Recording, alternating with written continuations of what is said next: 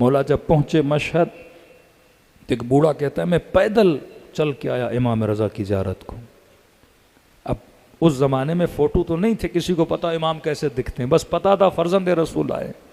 کہتا ہے صبح سویرے مشہد پہنچا، نماز ادا کی، میں نے کہا اب امام سے ملنے جاؤں گا، لیکن جانے سے پہلے ذرا نہا لوں، سفید جامہ سفید کپڑے پہنوں، طہارت کے ساتھ امام کے پاس جاؤں۔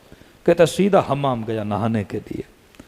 جیسے حمام پہنچا، بہت کم لوگ تھے، اور میں نہانے لگا، اپنا سر دھویا، بازو دھوئے، ٹانگیں دھوئیں، پورا بدن دھویا، لیکن کہتا ہے میرا بوڑھا تھا، میرا ہاتھ میری پیٹھ پہ نہیں پہنچتا تھا۔ اب میں نے کہا پیٹھ پہ میل ہوگی، اتنا سفر کر کے اب میلا ہو کے کیسے جاؤں امام رضا کے پاس؟ روح کو پاک کیا، بدن بھی تو صاف ہو۔ کہتا ہے دائیں بائیں دیکھا، ایک جوان میرے کنارے پہ نہا رہا تھا۔ میں نے کہا جوان اگر زحمت نہ ہو میرے پیٹھ پہ ذرا ہاتھ مارو، کیونکہ میں آج اس سے ملنے آیا ہوں جس سے میں اتنا پیار کرتا ہوں کہ میں آپ کو بتا نہیں سکتا، اپنے محبوب و معشوق سے ملنے آیا ہوں۔ اس نے کہا ٹھیک ہے، کہ میری پیٹھ کو صاف کر۔ جیسے جیسے دن ہونے لگا، جو بندہ حمام کے اندر آتا تھا وہ اس جوان کو جھک کے سلام کرتا تھا۔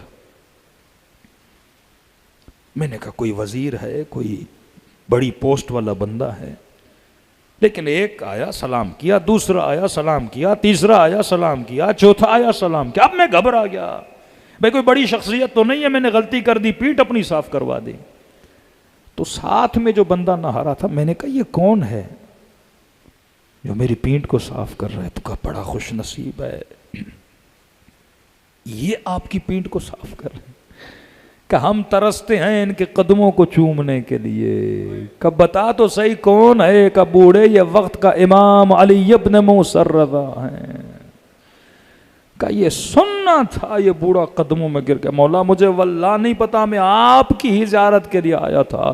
راوی کہتا امام رضا نے اسے کاندھے سے پکڑ کے بٹھایا، کہا اے بوڑھے جب تو اتنا سفر پیدل چل کے آ سکتا ہے تو کیا ہم اپنے شیعہ کی پیٹھ کو بھی صاف نہیں کر سکتے؟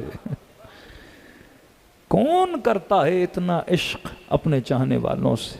آغا اصفہانی جب بیٹے کے خواب میں آئے تو فرمایا بابا اگر دنیا میں ایک دن پلٹایا جائے کون سا کام کرو گے؟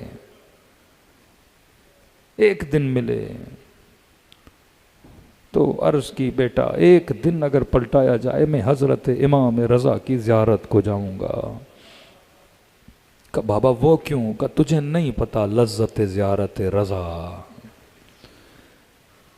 کا۔ نماز کا بھی صلہ ملا، ہر عبادت کا صلہ اپنی جگہ، لیکن کہا میرے لال ہر ایک زیارت کے بدلے میں امام رضا 3 مرتبہ مجھ سے ملنے کے لیے آئے۔ اب تصور کرو اگر 40 مرتبہ ان کی زیارت کو گیا اور ہر 40 کے بدلے میں 3 مرتبہ مجھ سے ملنے کے لیے آئے تو میرے برزخ کا سفر کیا ہو گیا؟ آسان ہو گیا۔